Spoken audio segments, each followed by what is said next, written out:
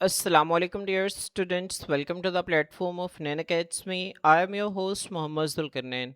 तो स्टूडेंट्स, आज की इस वीडियो के अंदर हम सेकेंड ईयर बायोलॉजी जो हमारी न्यू बुक है इसके chapter number 14 human urinary system. Students, आज हम इसका फर्स्ट लेक्चर स्टार्ट करेंगे जिसके अंदर हम ह्यूमन यूरिनरी सिस्टम का इंट्रोडक्शन देखेंगे और साथ ही साथ ह्यूमन यूरिनरी सिस्टम के पार्ट्स को जो है वो स्टडी करेंगे। तो स्टूडेंट्स, ह्यूमन यूरिनरी सिस्टम जो है ये असल में एक ऑर्गन सिस्टम है। इससे पहले फर्स्ट ईयर के बायोलॉजी जो है उसमें चैप्टर नंबर 9, 10, 11 और 12 ये चार चैप्टर्स हमारे ह्यूमन ऑर्गन सिस्टम्स के हवाले से थे। हमने इन चार चैप्टर्स के अंदर ह्यूमन डाइजेस्टिव सिस्टम, उसके बाद human respiratory system, human circulatory system, human skeletal and muscular system को जो है वो डिटेल से कवर किया। अब हमारी बॉडी के कुछ ऑर्गन सिस्टम्स जो हैं वो सेकेंड ईयर की बायोलॉजी के अंदर जो है वो मौजूद हैं। हम इन ऑर्गन सिस्टम्स को जो है वो अपनी सेकेंड ईयर बायोलॉजी में कवर करेंगे। तो इससे पिछले चैप्टर के अंदर हमने ऑस्मो रेगुलेशन और थर्मो रेगुलेशन, होम्योस्टेसिस और फीडबैक मैकेनिज्म को जो है वो देखा था। तो ये जो चैप्टर है हमारा, इसमें हमने ह्यूमन यूरिनरी सिस्टम को जो है वो डिटेल से देखना है। अब जिस तरह आपको पता है कि एक ऑर्गन सिस्टम जो है वो कई सारे ऑर्गन्स पर मुश्तमिल होता है और वो जो सारे ऑर्गन्स हैं वो आपस में मिलकर एक स्पेसिफिक फंक्शन परफॉर्म करते हैं। तो ह्यूमन यूरिनरी सिस्टम जो है स्टूडेंट्स, ये भी जो है ये ऑर्गन सिस्टम है, तो ये भी कई ऑर्गन से मुश्तमिल होता है। अब वो कौन कौन से पार्ट्स हैं जो कि इसके अंदर मौजूद होते हैं, इसकी डिटेल भी हम देखेंगे। तो सबसे पहले हम इसका ओवरऑल फंक्शन देख लेते हैं कि आखिर ये जो ह्यूमन यूरिनरी सिस्टम है इसका फंक्शन क्या होता है। तो इसका जो फंक्शन है, मैंने आप लोगों के लिए इसको जो है वो रेड कलर से जो है वो हाईलाइट किया हुआ है। ह्यूमन यूरिनरी सिस्टम का कलेक्टिव फंक्शन जो है वो है एक्सक्रीशन। क्या है स्टूडेंट्स? एक्सक्रीशन है।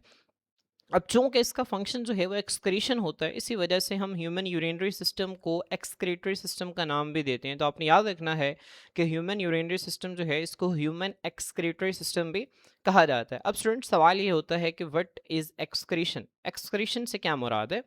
अब आपकी बुक के अंदर बिल्कुल नीचे जो है वो एक्सक्रीशन के हवाले से बताया हुआ है। वो कहता है बायोलॉजिकल टर्म्स के अंदर, बायोलॉजिकल टर्म से मुराद ये है कि बायोलॉजी के अंदर जो है अगर आप एक्सक्रीशन को देखें तो उसका मतलब है excretion is the process. Excretion एक ऐसा अमल है बाय विच जिसके जरिए एन ऑर्गेनिज्म, एक जानदार, एलिमिनेट्स, खारिज करता है किसको? मेटाबॉलिक वेस्ट को।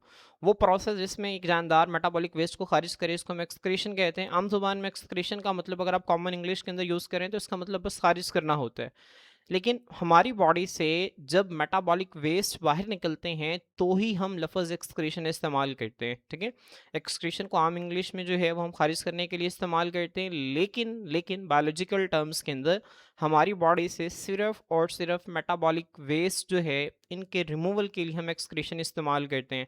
अब हमारी बॉडी से जो है वो स्वेट बाहर निकलता है, पसीना बाहर निकलता है, तो अब वो जो पसीना है उसके लिए हम लफ्ज़ एक्सक्रीशन इस्तेमाल नहीं करेंगे, क्योंकि जो पसीना है वो हमारा जो है मेटाबॉलिक वेस्ट जो है वो पसीना नहीं है। ठीक है, इसके अलावा जो है हमारी बॉडी से जो है वो ऑयल की एक लेयर बाहर निकलती है। हमारी स्किन के अंदर ऑयली ग्लैंड्स होते हैं जिनसे ऑयल निकलता है। ठीक है, तो वो जो है वो एक्सक्रीशन नहीं है। तो एक्सक्रीशन का मतलब सिर्फ और सिर्फ मेटाबॉलिक वेस्ट का बाहर निकलना है। अब मेटाबॉलिक वेस्ट से हमारी क्या मुराद है? मेटाबॉलिक वेस्ट से हमारी मुराद जो है वो है नाइट्रोजीनियस वेस्ट। नाइट्रोजीनियस वेस्ट से मुराद स्टूडेंट्स ऐसे वेस्ट मटेरियल जिनके अंदर नाइट्रोजन मौजूद होता है। नाइट्रोजीनियस वेस्ट से क्या मुराद है? ऐसे वेस्ट मटेरियल जिनके अंदर नाइट्रोजन मौजूद होता है। जैसे कि हमने इससे पिछले चैप्टर के अंदर देखा था, अमोनिया देखा, हमने यूरिक एसिड को देखा, हमने जो है वो यूरिया को स्टडी किया। उसके बाद इजाफी पानी, extra water and extra salts, और जो इजाफी नमकियात हैं। ठीक है, मेटाबॉलिक वेस्ट से क्या मुराद है? नाइट्रोजीनियस वेस्ट आ गए, ठीक है, जिसमें अमोनिया, यूरिया, यूरिक एसिड हो सकते हैं। उसके बाद इजाफी पानी और इजाफी सॉल्ट्स जो हैं ये हमारे मेटाबॉलिक वेस्ट हैं। तो जब ये बॉडी से जो है वो जिस प्रोसेस के जरिए बाहर निकलते हैं उसको हम एक्सक्रीशन कहते हैं। और हमारी बॉडी के अंदर जो एक्सक्रीशन, जो ऑर्गन सिस्टम एक्सक्रीशन का फंक्शन परफॉर्म करता है उसको हम ह्यूमन एक्सक्रीटरी सिस्टम या ह्यूमन यूरिनरी सिस्टम का नाम देते हैं। तो अब स्टूडेंट्स, ये जो यूरिनरी सिस्टम है इसके फंक्शंस जो हैं, ये तीन इंपॉर्टेंट फंक्शंस जो हैं वो इसके लिखे हुए हैं, आपसे शॉर्ट क्वेश्चन के अंदर पूछे जा सकते हैं, तो आप लोगों ने इसको तैयार करना है। वो कहता है the urinary system performs three essential roles simultaneously. Simultaneously का मतलब होता है इकट्ठे। जो यूरिनरी सिस्टम है वो तीन अहम जो है वो किरदार अदा कर रहा होता है, इकट्ठे तीन अहम किरदार अदा कर रहा है। जो सबसे पहला रोल है ये है नाइट्रोजीनियस वेस्ट रिमूवल। आपने सबसे पहले इनकी हेडिंग्स याद करनी है। सबसे पहला क्या है? Nitrogenous waste removal. दूसरा है ओस्मो रेगुलेशन। ओस्मो रेगुलेशन से मुराद आपको पता है कि maintenance of water and solutes in body fluids. Body fluids के अंदर पानी और सोल्यूट्स को मेंटेन करना ओस्मो रेगुलेशन कहलाता है। और जो तीसरा इसका फंक्शन है वो है पीएच एंड आयन रेगुलेशन।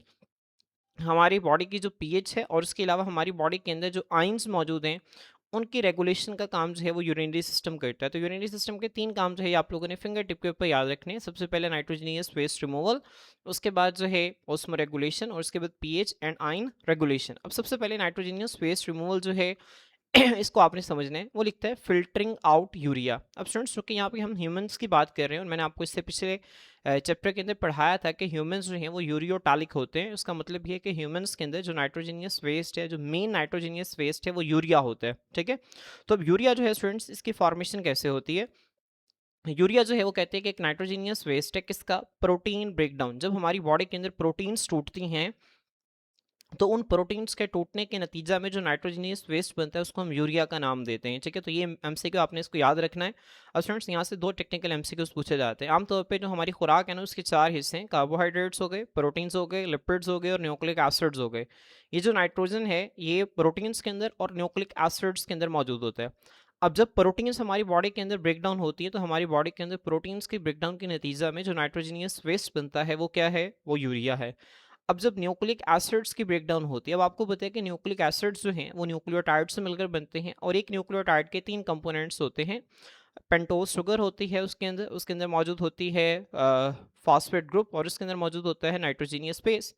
अब ये जो नाइट्रोजीनियस बेस है, असल में जब हम बात करते हैं ना कि न्यूक्लिक एसिड्स की ब्रेकडाउन होती है, तो असल में हम न्यूक्लिक एसिड्स के अंदर मौजूद नाइट्रोजीनियस बेसिस की बात कर रहे होते हैं। तो जब ये जो नाइट्रोजीनियस बेसिस हैं ये हमारी बॉडी के अंदर ब्रेक होती हैं, हमारी बॉडी के अंदर टूटती हैं, तो अब इनसे क्या बनता है? आपने याद रखना है कि नाइट्रोजीनियस बेसिस जो है इनकी 2 कैटेगरीज हमने फर्स्ट ईयर के अंदर पढ़ी थी। एक थी सिंगल रिंग नाइट्रोजीनियस बेसिस और एक थी डबल रिंग नाइट्रोजीनियस बेसिस। जो सिंगल रिंग नाइट्रोजीनियस बेसिस हैं इन्हें हम पायरिमिडीन्स कहते थे, जिसमें थायामीन, साइटोसिन और यूरासिल आता था। जो डबल रिंग नाइट्रोजनियस बेसिस हैं इनको हम जो है वो प्यूरिन्स का नाम देते थे, जिसमें एडेनिन और गवानीन आता था। तो आपने याद रखना है, ये हमने इससे पिछले चैप्टर के अंदर भी पढ़ा है कि जो प्यूरिन्स हैं जिसमें एडेनिन और गवानीन आते हैं, तो स्टूडेंट्स जब ये ब्रेकडाउन होती हैं तो इनके ब्रेकडाउन के नतीजा में बनता है यूरिक एसिड। क्या बनता है? Uric acid. जबकि जब पायरिमिडीन्स, थायामीन, साइटोसिन या यूरासिल जो है ये हमारी बॉडी के अंदर ब्रेक होती हैं तो इनके ब्रेकडाउन से पहले बनता है अमोनिया, और फिर अमोनिया को कन्वर्ट किया जाता है लिवर के अंदर यूरिया में। ठीक है, तो यहाँ पे आपने बहरहाल एक चीज़ याद रखनी है कि ये जो यूरिया है, ठीक है, ये प्रोटीन की ब्रेकडाउन से डायरेक्ट जो है वो क्या बनता है? यूरिया बनता है। तो आप लोगों ने इसको जो है वो याद रखना है। जबकि जो न्यूक्लिक एसिड्स हैं उनकी ब्रेकडाउन से जो है वो डायरेक्ट यूरिया की फॉर्मेशन नहीं होती। ठीक है, तो अगर आपसे पूछ लिया जाए यूरिया जो है वो किस चीज़ के ब्रेकडाउन के नतीजा में बनता है, तो आपने बताना है प्रोटीन्स। तो यूरिया जो है जो कि एक नाइट्रोजीनियस वेस्ट जो कि लिवर के अंदर प्रोटीन के टूटने के नतीजा में बनता है, ह्यूमन यूरिनरी सिस्टम, जिसको आप ह्यूमन एक्सक्रीटरी सिस्टम भी कह सकते हैं, उसको फिल्टर करता है। फिल्टर से मुराद ये कि वो उसको अलग कर लेता है। और यूरिया मैंने आपको बताया था हमारी बॉडी के लिए जो है ये नुकसानदेह होता है। किस तरह से नुकसानदेह है ये हम इससे पिछले चैप्टर के अंदर जो है वो पढ़ चुके हैं, आप वहाँ से जो है वो उसको देख सकते हैं। तो यूरिया जो है ये ह्यूमन यूरिनरी सिस्टम इसको सेपरेट करने का काम करता है। दूसरा इसका फंक्शन होता है ओस्मो रेगुलेशन। ओस्मो रेगुलेशन का मतलब ये होता है कि वाटर और वाटर के साथ साथ उसके अंदर मौजूद जो सॉल्ट्स हैं उसकी कंसनट्रेशन को मेंटेन किया जाए। अब स्टूडेंट्स, किडनीज जो हैं ये क्या करती हैं? अगर हमारी बॉडी के अंदर वाटर ज़्यादा क्वांटिटी के अंदर मौजूद होता है तो ये डाइल्यूट यूरिन बनाती हैं, पतला पेशाब बनाती हैं। और अगर हमारी बॉडी के अंदर पानी कम होता है तो ये गाढ़ा पेशाब बनाती हैं, कंसनट्रेटेड यूरिन बनाती हैं। ठीक है, तो कितने पानी को जो है वो रीअब्जॉर्ब दोबारा से जज़ब करना है और कितने पानी को जो है वो एक्सक्रीट करना है, बॉडी से बाहर निकालना है, ठीक है, इसको कंट्रोल करके किडनीज जो हैं वाटर और सॉल्ट को जो है वो क्या करती हैं, इसके बैलेंस को जो है वो ब्लड के अंदर बरकरार रखती हैं। ब्लड के अंदर आपको पता है ना, ब्लड के 2 पार्ट्स होते थे, एक होता है ब्लड प्लाज्मा और एक होते हैं ब्लड सेल्स। तो ब्लड प्लाज्मा के अंदर जो है वो वाटर भी मौजूद होते हैं, उसके अंदर सॉल्ट्स भी होते थे। ठीक है, आपने इसकी कंपोजिशन जो है वो पढ़ी थी। तो वाटर जो है स्टूडेंट्स, अगर ब्लड के अंदर वाटर ज़्यादा हो जाए तो किडनीज क्या करती हैं, उसको यूरिन के जरिए इजाफी पानी को बाहर निकाल देती हैं। और अगर ब्लड में पानी कम है तो किडनीज क्या करती हैं कि पानी की जो है वो जिस्म के अंदर ज़्यादा से ज़्यादा रीअब्जॉर्प्शन करवाती हैं। अभी जो रीअब्जॉर्प्शन है होती कहाँ पर, इसकी डिटेल्स भी हम आगे जो है वो देखेंगे अगले लेक्चर्स के अंदर। उसके बाद पीएच जो है स्टूडेंट्स, पीएच जो है आपको पता है कि एक स्केल होता है। आप जो है वो इस पिक्चर के अंदर देख सकते हैं, आपको एक स्केल नज़र आ रहा है, ये पीएच है। ठीक है, ये 0 से स्टार्ट होता है। पीएच जो है ये कहाँ से स्टार्ट होता है? 0 से स्टार्ट होता है और 14 तक जो है ये स्केल जाता है। अब ये जो 7 पीएच है स्टूडेंट्स, जब जिसकी पीएच 7 होती है हम कहते हैं वो चीज़ जो है वो न्यूट्रल है। अब 7 से नीचे जिसकी पीएच होगी वो एसिडिक होगा और 7 से ऊपर जिसकी पीएच होगी वो बेसिक होगा। हमारे जो ब्लड की पीएच होती है वो 7.4 है। चूंकि 7 से थोड़ी सी आगे होती है, इसी वजह से हम कहते हैं स्लाइटली बेसिक। तो हमारे जो ब्लड है उसकी नॉर्मल पीएच कितनी होती है? 7.4। तो ये आपने एमसीक्यू याद रखना है। और 7.4 क्या है? स्लाइटली बेसिक है, ठीक है। तो हमारे ब्लड की जो पीएच है उसको भी कौन? ह्यूमन यूरिनरी सिस्टम जो है वो मेंटेन करता है। अब पीएच जो है स्टूडेंट्स, ये कैसे चेंज होती है? पीएच चेंज होती है हाइड्रोजन आयंस की वजह से, ठीक है। अगर हमारी बॉडी के अंदर हाइड्रोजन आयंस जो हैं वो ज़्यादा हो जाएंगे तो जाहिर सी बात है जितने हाइड्रोजन आयंस ज़्यादा होंगे उतना ही एसिडिटी ज़्यादा होगी और पीएच उतनी ही क्या होगी? कम होगी, ठीक है। तो आपने इसको याद रखना है कि हाइड्रोजन आयंस ज़्यादा होने की वजह से पीएच जो है वो कम होने लगती है। तो हमारी बॉडी क्या करती है? जो इजाफी हाइड्रोजन आयंस है उसको यूरिन के जरिए बाहर निकाल देती है, जिससे हमारे ब्लड की पीएच जो है वो चेंज नहीं होती, हमारे ब्लड की जो पीएच है वो मेंटेन रहती है, ठीक है। इसके अलावा आयन रेगुलेशन जो है, human excretory system ion regulation का काम भी करते हैं। ये सोडियम और पोटेशियम आयंस को जो है वो रेगुलेट करते हैं। सोडियम आयंस की जो है अगर हमारी बॉडी के अंदर जो है वो कमी हो जाए तो इसको जो है वो दोबारा से जज़ब करवाते हैं।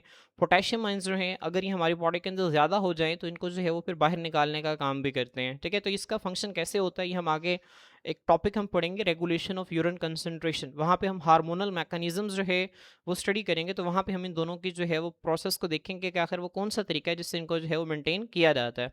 तो बहरहाल balancing levels of sodium potassium and hydrogen ions sodium और पोटेशियम के लेवल्स को जो है वो बैलेंस किया जाता है to keep blood slightly basic, ताकि ब्लड को जो है उसकी नॉर्मल पीएच 7.4 पे जो है वो स्लाइटली बेसिक रखा जा सके। तो स्टूडेंट्स होपफुली आपको जो है उसके फंक्शंस रहेंगे समझ में आ गए होंगे। 3 फंक्शंस हैं, आपने शॉर्ट क्वेश्चन के लिए याद रखना है। सबसे पहले है नाइट्रोजीनियस वेस्ट रिमूवल, जिसमें लिवर के अंदर जो है वो प्रोटीन्स यूरिया के अंदर कन्वर्ट होती हैं। फिर यूरिया को किडनी क्या कर लेती है? फिल्टर कर लेती है और यूरिन के जरिए बाहर निकाल देती है। दूसरा इसका फंक्शन है कि वाटर और सॉल्ट्स को हमारी बॉडी के अंदर जो है मेंटेन करके रखना, ठीक है। कैसे किया जाता है? ये किडनी के अंदर खास स्ट्रक्चर्स होते हैं जिन्हें हम नेफ्रॉन्स कहते हैं, ये आप लोगों ने 10th क्लास के अंदर भी पढ़े हैं। तो वहाँ पे जो है नेफ्रॉन्स की मदद से सारा फंक्शन परफॉर्म हो रहा होता है, ठीक है। और ये पीएच और आयन रेगुलेशन में आपको बता चुका हूँ, तो होपफुली आपको ये समझ आ चुका होगा। अब स्टूडेंट्स हम जिस तरह से पढ़ चुके हैं कि ह्यूमन यूरिनरी सिस्टम जो है एक ऑर्गन सिस्टम है जो कि कई सारे ऑर्गन्स के ऊपर मुश्तमिल होता है। तो अब यहाँ पे हम इसके पार्ट्स को देख लेते हैं, ठीक है। तो human urinary system consist of, अच्छा आपने याद रखना है अगर वो आपसे पूछे right the parts of human excretory system, तो ह्यूमन एक्सक्रीटरी सिस्टम ही को असल में हम ह्यूमन यूरिनरी सिस्टम कहते हैं। तो ह्यूमन एक्सक्रीटरी सिस्टम अगर आपसे पूछते तो यही पार्ट्स आप लोगों ने लिखनी है। तो ह्यूमन यूरिनरी सिस्टम जो है स्टूडेंट्स इसके 4 पार्ट्स यहाँ पे मेंशन हैं, ठीक है। सबसे पहले 2 किडनीज होती हैं, उसके बाद 2 यूरेटर्स हैं, उसके बाद एक यूरिनरी ब्लैडर है और लास्ट पे एक यूरेथ्रा है, ठीक है। तो ये जो आपको डायग्राम के अंदर नजर आ रही हैं स्टूडेंट्स, ये 2 किडनीज हैं, एक किडनी ये है और एक किडनी ये है, ठीक है। किडनीज का काम होता है कि इसने ब्लड से जो है वो क्या करना है? नाइट्रोजनियस वेस्ट को बाहर निकालना है, इजाफी पानी को, इजाफी सॉल्ट्स को बाहर निकालना है और उसको मिला के इसने यूरिन बनाना है, ठीक है, पेशाब बनाना है। अब जब यूरिन बन जाता है तो किडनीज क्या करती हैं? उस यूरिन को एक नाली के ज़रिए जो है वो पेशाब की थैली के अंदर भेज देती हैं। अभी जो पेशाब की थैली है इसको हम नाम देते हैं यूरिनरी ब्लैडर का, इसको उर्दू में मसाना कहा जाता है, ठीक है। तो यूरिनरी ब्लैडर पेशाब की थैली के अंदर भेज दिया जाता है। अब वो नालियाँ जो कि यूरिन को किडनी से जो है वो यूरिनरी ब्लैडर तक लेके जाती हैं, इन नालियों को हम नाम देते हैं यूरेटर्स। किसका नाम देते हैं? यूरेटर्स का नाम देते हैं। तो 2 किडनीज हैं, दोनों किडनी से एक नाली ये है एक नाली ये है, तो यूरेटर्स भी कितने हो गए? 2 यूरेटर्स हो गए। जबकि जब ये पेशाब की थैली है, ये जो मसाना है ये एक है, यूरिनरी ब्लैडर एक होता है और यूरिनरी ब्लैडर के अंदर यूरिन जो है ये स्टोर होता रहता है। जब यूरेनियम ब्लैडर जो है वो यूरिन से भर जाती है तो आपको महसूस होता है कि अब जो है वो बॉडी से यूरिन को बाहर निकालना है। तो फिर क्या करते हैं आप? फिर बॉडी से जो है वो यूरिन को बाहर निकाल दिया जाता है। अब वो ट्यूब जो कि यूरिन को बाहर निकालने के लिए इस्तेमाल होती है, इसको हम किसका नाम देते हैं? यूरेथ्रा का नाम देते हैं, ठीक है। तो ये आप लोगों ने इसके जो है वो पार्ट्स को याद रखने हैं। अब एक एक करके हम इनके डिटेल्स जो है इनको कवर कर लेते हैं। सबसे पहले स्टूडेंट्स किडनीज हैं। किडनीज की जो है वो सबसे पहले हम लोकेशन देखते हैं, किडनीज हमारी बॉडी के अंदर मौजूद कहाँ पे होती हैं, ठीक है। तो किडनीज जो हैं आर लोकेटेड, ये मौजूद होती हैं हाई, हाई का मतलब होता है ऊंची या ऊपर, इन दी एब्डोमिनल कैविटी। एब्डोमिनल कैविटी से मुराद है पेट के अंदर मौजूद खाली जगह। अभी आपको ह्यूमन बॉडी जो है वो नज़र आ रही है स्टूडेंट्स, आपने याद रखना है कि ह्यूमन बॉडी के अंदर जो है यहाँ पे जो है वो डायाफ्राम होता है। क्या होता है? डायाफ्राम। डायाफ्राम जो है ये शीट है स्केलेटल मसल्स की, आप लोगों ने जो है वो फर्स्ट ईयर के अंदर पढ़ा। Diaphragm is a sheet of skeletal muscle जो कि चेस्ट कैविटी को एब्डोमिनल कैविटी से अलग करती है। डायफ्राम से ऊपर होते हैं लंग्स और हार्ट मौजूद होता है। डायफ्राम से नीचे जो है पेट का हिस्सा मौजूद होता है। अब यहाँ पे इसको थोड़ा सा बड़ा करके दिखाया है, डायफ्राम इतना ऊपर नहीं होता, ठीक है। तो आप चूंकि यहाँ पे और बाकी ऑर्गन्स को बड़ा किया हुआ है इसी वजह से आपको डायफ्राम जो है वो यहाँ पे नजर आ रहा है। तो वेल अब स्टूडेंट्स डायफ्राम के नीचे एब्डोमिनल कैविटी होती है, ऊपर जो है वो चेस्ट कैविटी है। एब्डोमिनल कैविटी से मुराद है पेट के अंदर मौजूद खाली जगह, ठीक है। तो किडनीज जो हैं वो एब्डोमिनल कैविटी के अंदर जो है वो ऊंची मतलब ऊपर जो है वो मौजूद होती हैं। एब्डोमिनल कैविटी के अंदर जो है वो हाई मौजूद होती हैं, ऊपर मौजूद होती हैं। अब इसकी लोकेशन जो है वो आगे हम मजीद देखते हैं इसकी लोकेशन को। तो किडनीज जो हैं ये हाई होती हैं एब्डोमिनल कैविटी के अंदर। उसके बाद है one on each side of vertebral column. अब स्टूडेंट्स वर्टिब्रल कॉलम जो है आप first year biology chapter number 12 के अंदर आपने पढ़ा, रीढ़ की हड्डी को कहते हैं। और वर्टिब्रल कॉलम जो है स्टूडेंट्स ये छोटी छोटी हड्डियों से मिलकर बनती है जिनको वर्टिब्राई कहा जाता है। क्या कहा जाता है स्टूडेंट्स? वर्टिब्राई। और वर्टिब्राई जो है स्टूडेंट्स इसके हमने जो है वो रीजन्स पढ़े थे। सबसे पहले वो वर्टिब्राई जो गर्दन के अंदर होती है उनको सर्विकल वर्टिब्राई, जो सीने के अंदर होती हैं वो थोरैसिक वर्टिब्राई, जो पेट के अंदर होती हैं वो लंबर वर्टिब्राई। उसके बाद स्टूडेंट्स जो पैल्विक रीजन के अंदर होती हैं इनको पैल्विक वर्टिब्राई कहते थे। फिर पैल्विक वर्टिब्राई के आगे दो हिस्से थे, एक हिस्सा जो है वो सैक्रम बनाता था और एक हिस्सा जो है वो कॉक्सिक्स बनाता था। ठीक है, आपने जो है वो फर्स्ट ईयर के अंदर पढ़ा। तो स्टूडेंट्स अगर हम इन वर्टिब्राई के हवाले से देखें तो यहाँ पे आपने याद रखना है कि किडनीज जो हैं सबसे पहले इसकी बात ये एब्डोमिनल कैविटी के अंदर हाई मौजूद होती हैं। उसके बाद one on either side of vertebral column के रीढ़ की हड्डी के ये दरमियान में रीढ़ की हड्डी होती है। रीढ़ की हड्डी के एक किडनी इस साइड पर होती है और दूसरी किडनी दूसरी साइड पर मौजूद होती है। ठीक है, तो एक किडनी इस साइड पर, दूसरी किडनी अपोजिट साइड पर मौजूद होती है। ठीक है, तो इसको आपने याद रखना है, one on either side of vertebral column, रीढ़ की हड्डी के एक एक तरफ जो है वो दो किडनीज मौजूद होती हैं। उसके बाद स्टूडेंट्स वो क्या कहते हैं, अब आगे वर्टिब्रल कॉलम के अंदर वर्टिब्राई की लोकेशन के हवाले से बताते हैं between the 12th thoracic and third lumbar vertebrae. तो ये आप लोगों ने इसको एमसीक्यू के तौर पे याद रखने। अब स्टूडेंट्स यहाँ पे जो है वो आपको वर्टिब्राई नजर आ रहे हैं, ये आपको 12th थोरैसिक वर्टिब्राई नजर आ रहा है। ठीक है, आपको पता है थोरैसिक वर्टिब्राई जो है ये 12 होते हैं। ठीक है, तो 12वां जो थोरैसिक वर्टिब्राई है यहाँ से लेकर जो पेट में मौजूद जो वर्टिब्राई होते हैं, ठीक है, पेट में जो है वो 5 लंबर वर्टिब्राई मौजूद होते हैं, तो थर्ड लंबर तक। ठीक है, तो 12 थोरैसिक वर्टिब्राई से लेकर थर्ड लंबर वर्टिब्राई इसके दरमियान वाला जो रीजन है यहाँ पे जो है वो किडनीज क्या होती हैं, मौजूद होती हैं। तो किडनीज के हवाले से क्या है, हाई होती हैं एब्डोमिनल कैविटी के अंदर, one on either side of vertebral column between 12 thoracic and third lumbar vertebrae. तो आप लोगों ने इसको याद रखना है। उसके बाद स्टूडेंट्स होता ये है कि जो किडनी है, ये आपको किडनी नज़र आ रही है, ये वाली जो है ये आपको नज़र आ रही है राइट किडनी है। ठीक है, और ये वाली जो है ये लेफ्ट किडनी है। अब आप अगर इसको ध्यान से देखें तो आपको नज़र आएगा कि जो लेफ्ट किडनी है वो राइट किडनी से थोड़ा सा ऊपर मौजूद है। ठीक है, लेफ्ट किडनी जो है वो राइट किडनी से थोड़ा सा ऊपर मौजूद है और इसका जो साइज़ है वो भी थोड़ा सा क्या होता है, बड़ा होता है। ठीक है, ज़्यादा फर्क नहीं होता, थोड़ा सा जो है वो लेफ्ट किडनी का साइज़ भी बड़ा होता है और ये थोड़ा सा ऊपर मौजूद है। जबकि राइट किडनी जो है ये थोड़ा सा नीचे मौजूद होती है और इसका साइज़ थोड़ा सा छोटा होता है। तो इसकी वजह क्या है, आपने इसको याद रखना है। इसकी वजह है लीवर की पोजीशन। अगर आप लीवर को देखें ना, लीवर की ये शेप होती है। लीवर के दो लोब्स यहाँ पे आपको नजर आ रहे हैं, लेफ्ट लोब है, लेफ्ट लोब जो है वो छोटा होता है और राइट लोब देखें आपको नजर आ रहा है ये बड़ा है, इसने ज़्यादा जगह ऑक्यूपाई की हुई है। तो राइट लोब ऑफ लिवर की वजह से जो ये वाली किडनी है इसको स्पेस थोड़ी सी क्या मिलती है, कम मिलती है। ठीक है, ज़्यादा फर्क मैं दोबारा बता रहा हूँ नहीं होगा, बहुत थोड़ा फर्क है, जिसको स्पेस थोड़ी सी कम मिलती है जिसकी वजह से थोड़ा सा नीचे और इसका साइज जो है वो थोड़ा सा छोटा होता है लेफ्ट किडनी की निस्बत। तो due to the position of liver, liver की पोजीशन की वजह से the right kidney is slightly lower, जो राइट किडनी है वो हल्का से नीचे होती है एंड स्मॉलर और छोटी होती है देन द लेफ्ट वन, बाई किडनी की निस्बत। तो इस पॉइंट की भी आपको समझ आ गई होगी। उसके बाद स्टूडेंट्स प्रोटेक्शन है, आपने याद रखना है कि जो किडनीज के अपर पार्ट है ना, ठीक है, इसको जो है वो जुजवी तौर पर, कंप्लीट नहीं कहा जा रहा, आपके बुक में लिखा हुआ पार्शली, जुजवी तौर पर जो है उसकी प्रोटेक्शन की जाती है लास्ट दो रिब्स के जरिए। ठीक है, जो आपको नजर आ रहा है ना थोरैसिक वर्टिब्रा, आपको पता है कि थोरैसिक वर्टिब्रा जो है इसके साथ रिब्स जो है वो जाकर अटैच होते हैं। तो ये आपको 11th पेयर नजर आ रहा है रिब्स का, जो कि 11th थोरैसिक वर्टिब्राई से निकल रहे हैं, और ये जो है वो आपको 12th पेयर नजर आ रहा है। ठीक है, ये जो आखिरी दो रिब्स के जो है वो पेयर्स होते हैं, 11th पेयर और 12th पेयर, इनको जो है वो अगर आपको याद हो इनको हम फ्लोटिंग रिब्स कहते थे, क्योंकि ये जो है ये स्टर्नम के साथ अटैच नहीं होते थे। तो ये जो फ्लोटिंग रिब्स हैं, ठीक है, जो कि 11th और 12th रिब्स हैं, ठीक है, ये क्या करते हैं, ये किडनीज को जो है वो पार्शली प्रोटेक्शन जो है वो जुजवी तौर पे इसको प्रोटेक्शन जो है वो फ्राहम करते हैं, क्योंकि किडनीज जो है वो बैक साइड पे मौजूद होती हैं। तो बैक साइड से जैसे ही जो है ये आप ये समझें कि रिब्स जो है निकलती हैं तो किडनीज को ऊपर साइड जो है उसको कवर कर लेते हैं, जिसकी वजह से उसको प्रोटेक्शन प्रोवाइड करते हैं। ठीक है, तो आप लोगों ने इसको जो है वो अच्छी तरह से याद रखना है। उसके बाद स्टूडेंट्स जो अगला ह्यूमन यूरिनरी सिस्टम का पार्ट है वो है यूरेटर्स। यूरेटर्स जो हैं ऐसी नालियाँ होती हैं जिन्होंने यूरिन को कलेक्ट करना है किडनीज से और यूरिनरी ब्लैडर तक लेके जाना है। तो यूरेटर्स जो हैं स्टूडेंट्स, इसके हवाले से क्या लिखा है, ureters are about 25 centimetre long tubes. तो ये एमसीक्यू आपने याद रखना, यूरेटर्स की जो लेंथ है वो 25 सेंटीमीटर होती है।